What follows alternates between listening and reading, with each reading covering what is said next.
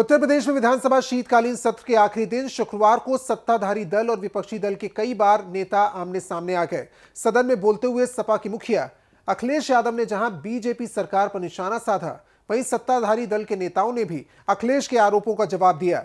अखिलेश यादव ने अपनी बात रखते हुए योगी सरकार पर बड़ा हमला बोला और कहा कि मैं सदन के दावे के साथ कह रहा हूं कि एक दिन बीजेपी वाले भी जातीय जनगणना के साथ खड़े हो जाएंगे। सदन में नेता विरोधी अखिलेश यादव ने कहा कि जब हम यहां आए तो लॉलीपॉप देकर बैठने की बात की गई। सवाल यह उठ रहा है कि जब पूर्ण बजट खर्च नहीं किया गया, बजट का 65% पैसा बचा हुआ है, आखिर में बजट लाया ही क्यों गया जब पैसा ही खर्च नहीं किया गया? या फिर ऐसा है कि सरकार के पास कोई विजन नहीं है, सरकार ने जो कहा था वो नहीं किया? योगी सरकार पर हमला बोलते हुए उन्होंने कहा कि जो कहा वो नहीं किया।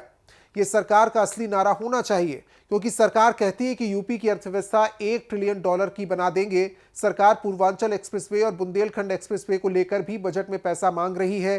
सरकार को यह सोचना चाहिए, ये कहना चाहिए कि वो आधे अधूरे उद्घाटन थे। पूर्व सीएम ने आंकड़ों का जिक्र करते हुए कहा कि राज्य की अर्थव्यवस्था की तुलना अब बाकी राज्यों से की जाती है। जब यूपी का स्थान 18वें नंबर पर आता है, डबल इंजन की सरकार है तो दिखना चाहिए। वित्त मंत्री मुख्यमंत्री को गुमराह करते हैं, राज्य के अस्पतालों को पीपीपी मॉडल पर देना चाहते हैं। सरकार इसलिए मंत्रियों की ड्यूटी लगाई है, लेकिन अस्पताल की स्थिति क्या है वो खुद देखकर बता सकते हैं। अखिलेश यादव ने कहा कि मैं किसी योजना से किसी गरीब का लाभ हो जाए उसके खिलाफ नहीं बोलना चाहता। ये एक आयुष्मान योजना है, उससे भी अच्छी योजना बनाई जाए। कभी समाजवादियों ने ऐसा करके दिखाया था।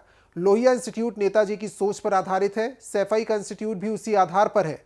ये सरकार लखनऊ से दिल्ली से मुंबई तक मेडिकल कॉलेजों का प्रचार करती है, जबकि स्वास्थ्य के क्षेत्र में सुधार करने वाले राज्यों की सूची में इनका नाम नहीं है। पूर्व सीएम ने योगी सरकार पर निशाना साधते हुए कहा कि सरकार चाहती है कि लोग प्राइवेट अस्पतालों में अपना इलाज करवाएं, इसलिए ही स्वास्थ्य के क्षेत्र में आपका बजट के सिर्फ 174 करोड़ है। नेता सदन भी जानते होंगे या उनके पास जो जनता दरबार में आते होंगे वो बताते होंगे। वहीं सीएम योगी आदित्यनाथ ने कहा कि 2017 से पहले अराजकता थी, गुंडागर्दी थी। आज भी लोग समाजवादियों के कारनामे नहीं भूले हैं। किस किस प्रकार के कारनामे होते थे। नेता प्रतिपक्ष अच्छे से होमवर्क करके सदन में नहीं आते हैं। नेता प्रतिपक्ष के पास आंकड़े नहीं हैं। सरकार इस बार सबसे बड़ा अनुपूरक बजट लेकर आई है। साल 2017 के बाद यूपी की तस्वीर देखिए और 2017 से पहले। आज नए भारत का नया उत्तर प्रदेश है। उन्होंने सपा प्रमुख पर निशाना साधा और कहा कि प्रदेश में 4 बार समाजवादी पार्टी की सरकार रही और 2017 से पहले राज्य में सिर्फ अराजकता और गुंडागर्दी देखने को मिलती थी।